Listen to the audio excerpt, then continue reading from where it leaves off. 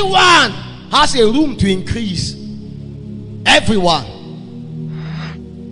Doesn't matter the sector of the area you are calling to. You can look for a man that is already great there, established there. Then you.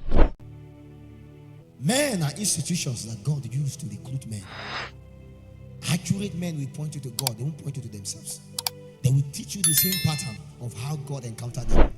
When the Lord appeared to me, say, Philip Cephas, the same way I reveal myself to you is the same way I will reveal myself to the next generation. What it means is that many of our fathers take away the sacrifice they went through and they try to present to us what looks like a lie. If you decree it, it doesn't work, you don't have faith. But there was a time you have been decree and decree, it doesn't work. And you remain. So what then is faith? Because when you read the Chronicles in the book of Hebrews chapter 11, there were those that had faith and yet again with everything they do, they did not get anything. There were some that by their faith, they did this, they did that. But some through faith, they endure. Some through faith, they just became pillars and foundations for others. Some through faith, they stood their ground. In fact, some through faith, they died. And these ones that through their faith, they obtained nothing but lay foundation. Their story was never complete until others came and built upon. So you wonder why you are trying to sleep and you are seeing certain spiritual men appear at night. You are seeing certain elders appear. It's because their ministry is not complete, although they gather 1 million members except with you.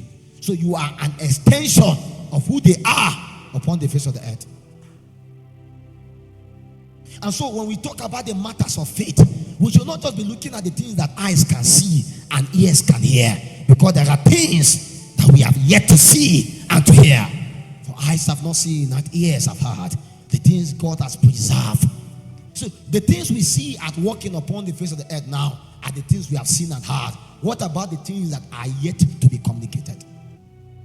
Who are those that are going to journey beyond to bring them to reality? And beyond just we clamoring on those things that are walking now, can we look beyond now and know that deep can call on to deep and we can fetch again? But that is only possible when we know the stone of help. Because everything we see upon the landscape that we point to men as pillars of those realities, we are actually a possibility that lies in God. When we speak about the word of faith movement, of course, we know people to call. When we speak about the healing movement, we know who to call. But we can never speak about the apostolic and the prophetic within the landscape of Nigeria and not mention either Apostle Joshua Salma or Apostle Adam Elsai. They were the ones that gave us full-fledged manifestations of this possibility and give it the liberty of spirit. You may hate and not like them, it doesn't matter. But I'm trying to let you understand that anytime God wants to do something new, there are men he put as custodians of those possibilities. And it's not because he wanted to begin with them. He has begun with so many people, but they could not understand the burden to bear it. But this thing does not just end with this man. Where are the people that are supposed to bring to us again another level of layers of operations? We never knew about chant in the spirit until men like Chris Delvan, Daddy Chris Delvan rose. In those days when we were in Zaria, anytime he come, because you know, my local church there was God Life Assembly. Pastor Chintok is my pastor. You know, then in Zaria, when Daddy Chris Delvan comes, he begins to tell us his stories. How they were smokers and drunkards in this campus until they met the Holy Ghost. And when they met the Holy Ghost, they now realized Christianity was not that boring the way they preached to them. And they now realized that the Holy Ghost is flexible.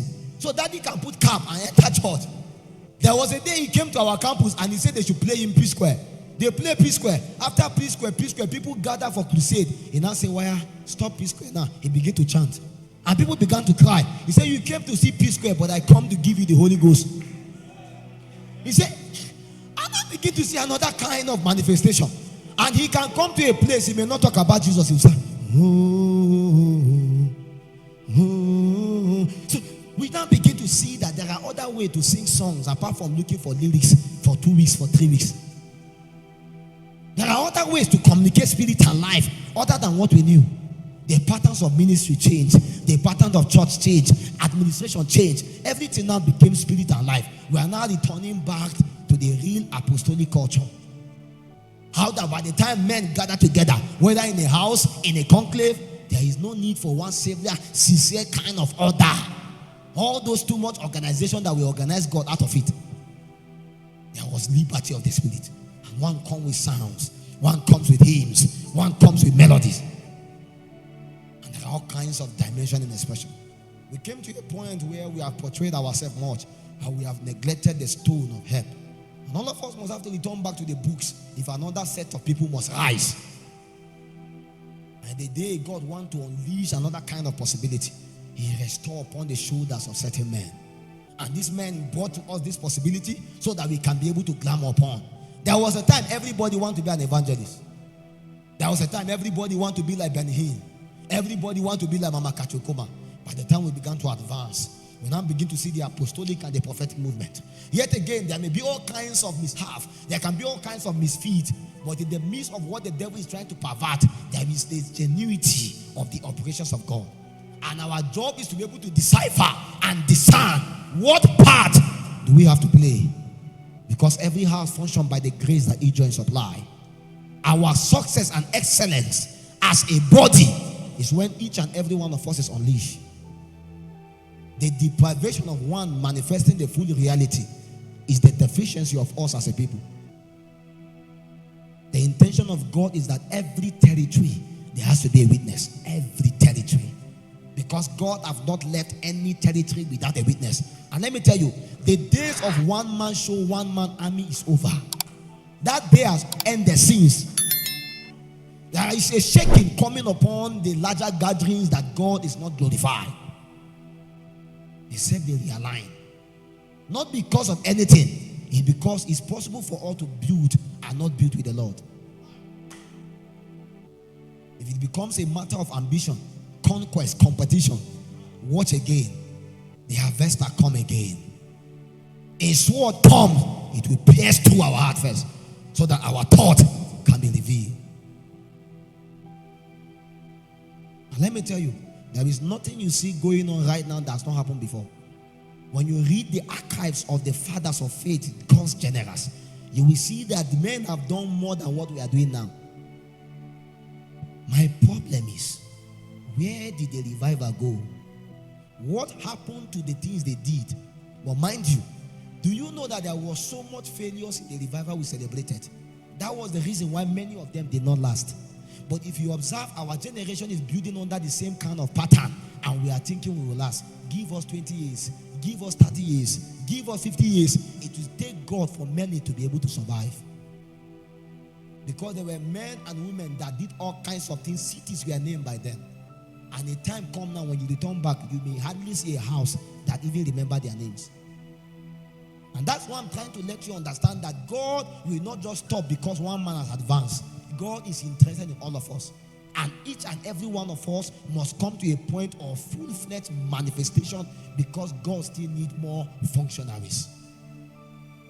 I don't know what God wants to do with you. You do what He's doing with me. You know what He's doing with Apostle Abila. But let me tell you the truth.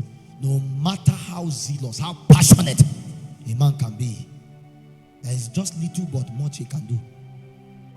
How many times, how much of life do you have? How long can you live on the earth? If any one of us is given 100 years, 200 years, how much can we do? And that was when I now realized that God needs to come again as the stone of help. David knew this. That was why he raised others to become mighty men, as arrows in the quiver of the mighty. So, instruments actually. And that's why I'm trying to let you understand that you are coming here not just to be a part of a service. You must understand that you are part of the arrows in the quiver of the mighty. Our desire is that people will say, out of garden of flames, mighty men rose, mighty women rose. And that is what is going to bring more glory to this place, other than just that we gather in our thousands. Because at the tail end, in the day, God called the servant and said, come and rest with me, whether in the next 100 or 200 years.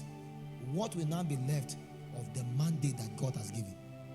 You will now realize that there is so much casualty that need to be dealt with.